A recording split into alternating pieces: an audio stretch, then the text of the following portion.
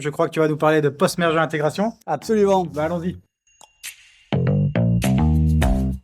Bonjour à toutes et à tous. Dans cet épisode de Morning, vous allez rencontrer Stéphane Quinziger qui va partager son expérience d'une mission d'accompagnement post-intégration qui s'est étalée sur environ 1 an dans le secteur du gaming. Oui, en effet, nous avons récemment accompagné un client dans une opération de croissance externe majeure pour lui, un deal à 2,5 milliards portant sur une centaine d'entités réparties dans toute l'Europe. Un défi complexe, vous l'imaginez bien, parce qu'une fusion, c'est toujours un grand moment de turbulence. Il faut s'assurer que les équipes restent mobilisées, que les processus évoluent au bon rythme et qu'aucun risque n'est laissé de côté.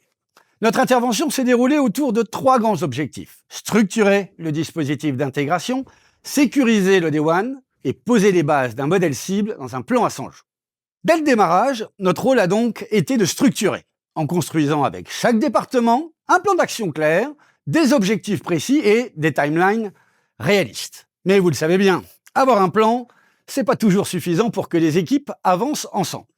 Il faut donc créer les conditions d'un climat de confiance, d'un climat de collaboration, en se tenant au plus près des opérationnels pour créer des traits d'union entre les personnes. Il faut bien sûr bien communiquer pour éviter les tensions, les malentendus, les chocs culturels, souvent sous-estimés et bien souvent destructeurs.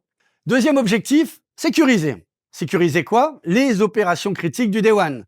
Payer les salariés, payer les fournisseurs, facturer les clients, sécuriser la trésorerie. C'est aussi mettre en place un dispositif intérimaire pour permettre au nouveau groupe de piloter ses performances, son cash et plus généralement de faire converger les pratiques durant la période de transition.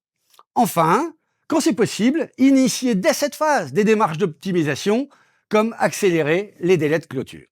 Troisième et dernière étape, construire un dispositif d'intégration à 100 jours. Ça veut dire concrètement migrer des processus, migrer des outils, migrer des référentiels vers une cible opérationnelle, une approche que l'on initie en parallèle des autres chantiers afin de construire l'organisation la plus performante et la plus intégrée le plus rapidement possible.